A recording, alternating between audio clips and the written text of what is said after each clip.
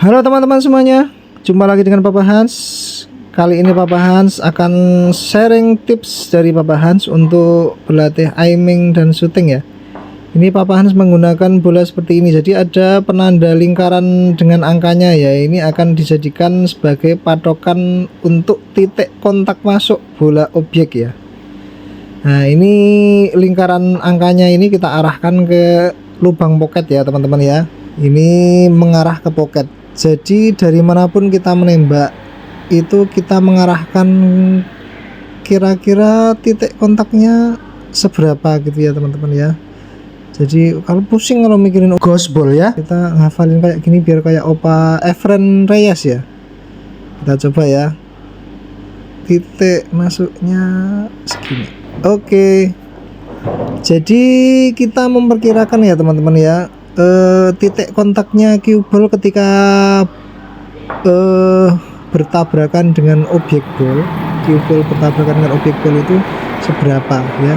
Ini titik masuknya kan segini ya, ini di tengah-tengahnya lingkaran angka ini ya teman-teman ya. Ini titik masuknya, berarti itu dijadikan sebagai titik kontaknya antara cue ball dan objek ball.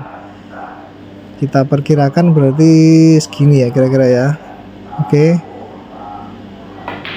Oke, nice, mudah kan ya. Ini merupakan kebiasaan dari Papa Hans. Ini cukup mudah dan kita aimingnya itu sangat cepat ya dalam mengira-ira. Kalau memperkirakan berapa senti gasbolnya di depan objek ball itu sering pusing Papa Hans, kelamaan dan kurang akurat. Jadi ini seperti setahu saya Opa Efren Raya seperti ini. Jadi apa yang dibidik Opa Efren itu dia cukup melihat titik masuk di objek ballnya itu dijadikan sebagai titik kontak antara cue ball dengan objek ballnya ya.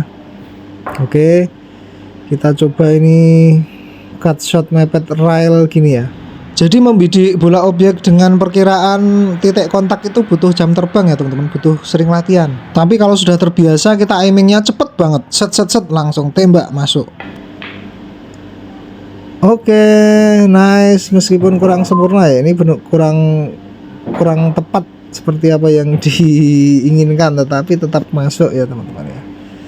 Jadi seperti itu, ini kebiasaan yang dilakukan oleh Papa Hans. Ini Papa Hans ini masih pemula, jadi sekedar sharing ya teman-teman buat sesama pemula. Ini aiming dari Papa Hans seperti ini ya, yang biasa dilakukan untuk latihan ya teman-teman ya. Oke, ini cukup agak ekstrim ya cut shotnya ya. Aduh, salah, keliru ya teman-teman ya, nggak tepat.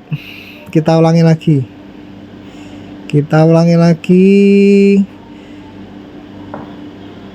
Lingkaran angkanya kita arahin ke pocket,